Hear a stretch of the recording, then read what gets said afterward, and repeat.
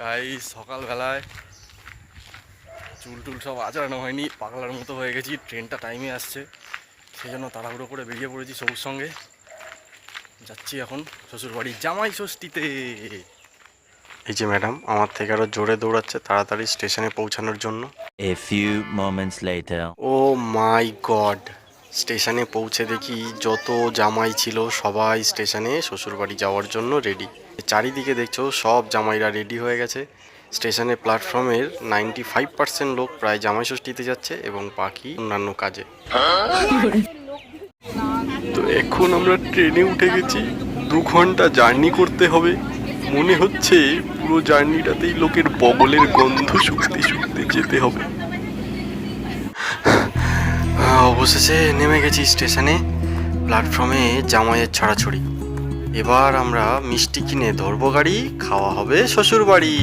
তো আমরা টোটোতে করে বেশ খানিকটা চলে এসেছি এবং এই পিছনে যে গাড়িটা দেখছেন, এনার গাড়িটা রাস্তায় হঠাৎ ব্রেকডাউন হয়ে ব্যাটারির চার্জ লো হয়ে গেছিলো। তো আমাদের গাড়ির ড্রাইভার উদার মনের মানুষ, উদার মনের মানসিকতা দেখিয়ে দড়ি দিয়ে বেঁধে গাড়িটিকে আমাদের সাথেই টানতে টানতে নিয়ে যাচ্ছেন তার গন্তব্যস্থল পর্যন্ত। এবং এভাবেই আমরা ধীরে ধীরে আমাদের গন্তব্যস্থলের দিকে এগিয়ে গেলাম। তো বন্ধুরা দেখতে পাচ্ছ চলে এসেছি শ্বশুর বাড়িতে বউকে নিয়ে জামাই ষষ্ঠী খেতে।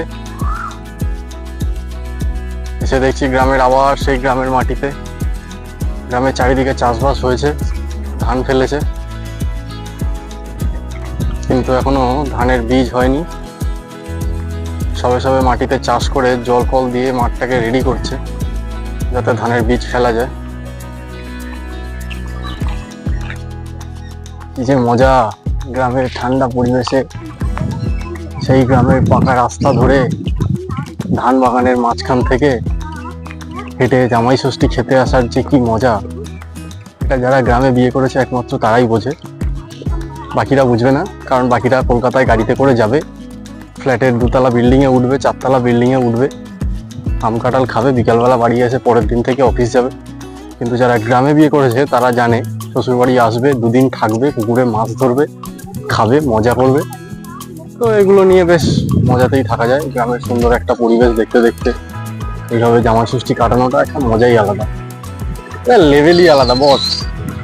এই যে ম্যাডাম যাচ্ছে, ম্যাডামের খিদে পেয়ে গেছে। ম্যাডাম বলছে আমি তাড়াতাড়ি চাই বাবা, আমি আর খিদে সহ্য করতে পারছি না, প্রচন্ড খিদে পেয়ে গেছে।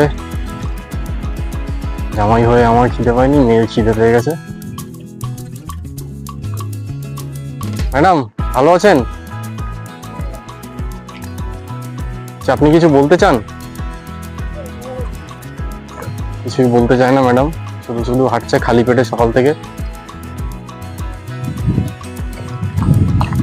জামাইদের জন্য শাশুড়িরা অনেক ছাগল পুষেছে মাঠে, অনেক ছাগল। এগুলো সামনের বছর হয়তো খাসি করে মারা হবে।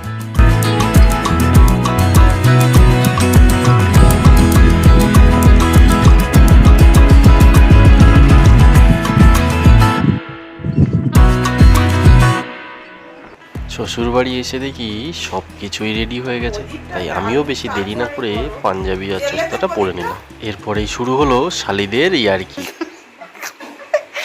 শুধু পরিয়েই যাও।